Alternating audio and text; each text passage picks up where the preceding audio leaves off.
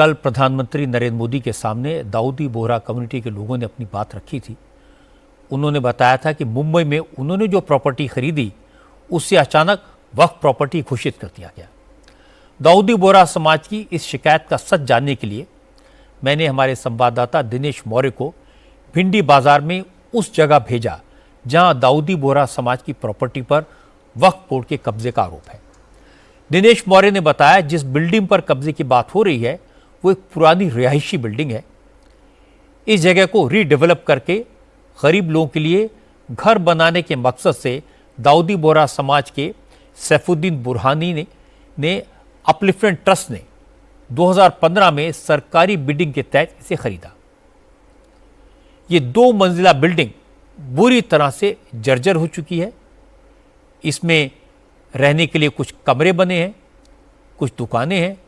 चूंकि बिल्डिंग कमजोर थी इसलिए लोगों ने इसे खाली कर दिया, लेकिन इसके ग्राउंड फ्लोर के एक हिस्से को चुपचाप मस्जिद में कन्वर्ट कर दिया गया।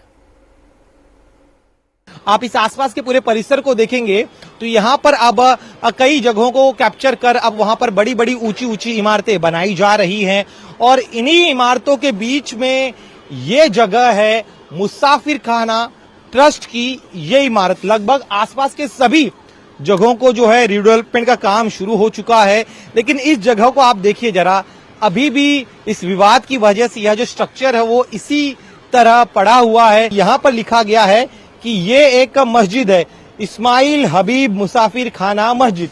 यहाँ पर आप देखिए एक जर्जर पूरी तरह से ये इमारत जो है जर्जर हो चुकी है। साथ ही में यहाँ पर आप देखेंगे यहाँ पर पिलर्स के सहारे फिलहाल इस जगह को खड़ा किया गया है और यहाँ जैसे ही आप अंदर आते हैं तब यहाँ पर एक प्रार्थना रूम है, प्रेयर हॉल है और इसी को लेकर पूरा विवाद बना हुआ है। यहाँ पर जो लोग हैं उनका कहना है कि यहाँ पर कई सालों से लोग प्रार्थना करने आते हैं और यह सिर्फ एक प्रार्थना हॉल नहीं बल्कि बाकायदा यह एक मस्जिद है जहां पर हर शुक्रवार के दिन यहाँ पर प्रार्थना की जाती है। ऐसे में इस प्रार्थना स्थल को मस्जिद ही ये मानते। देखिए यहाँ पर बाई तरफ आपने प्रार्थना हॉल देखा, दाई तरफ आप देखेंगे कि जो लोग यहाँ पर नमाज पढ़ने आते हैं उनके वजू की यहाँ पर व्यवस्था की गई है।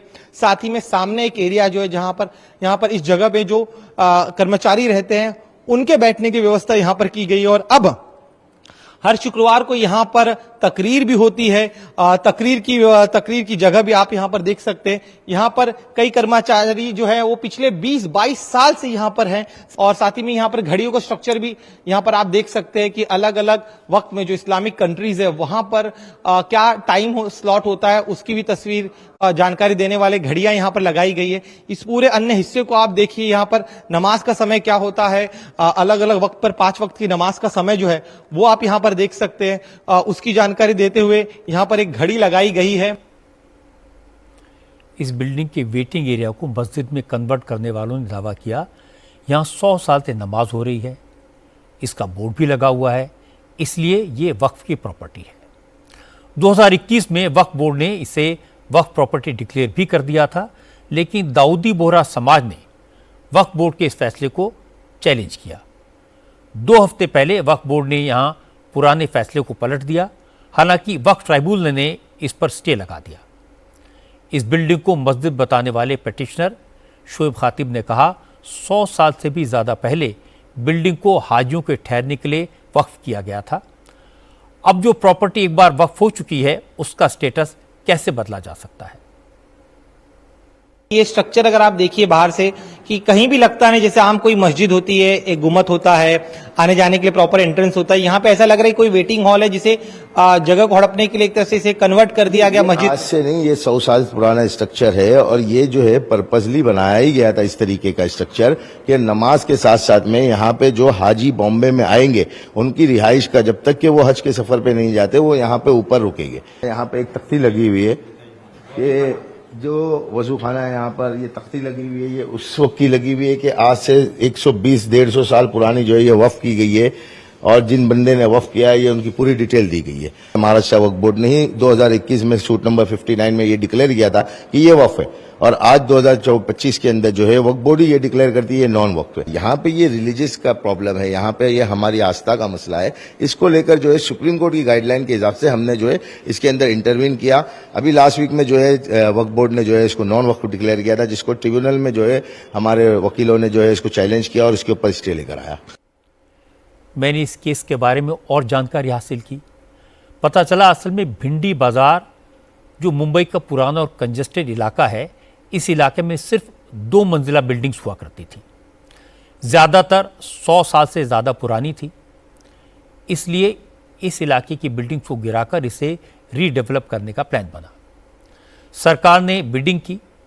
दाऊदी बोहरा समाज के धर्मगुरु की इच्छा थी कि वो भिंडी बाजार के गरीब लोगों को पक्के घर दें, इसलिए भिंडी बाजार की इस बिल्डिंग को सैफुद्दीन बुरहानी अपलिफ्टमेंट ट्रस्ट ने खरीद लिया। लेकिन 2019 में इसे वक्फ प्रॉपर्टी डिक्लेयर कर दिया गया और उसके बाद से ये मामला वक्फ बोर्ड और वक्फ ट्राइब्यूनल में फंसा हुआ है। न गरीबों को घर मिला, न दाऊदी बोहरा समाज के धर्मगुरु का सपना पूरा हुआ।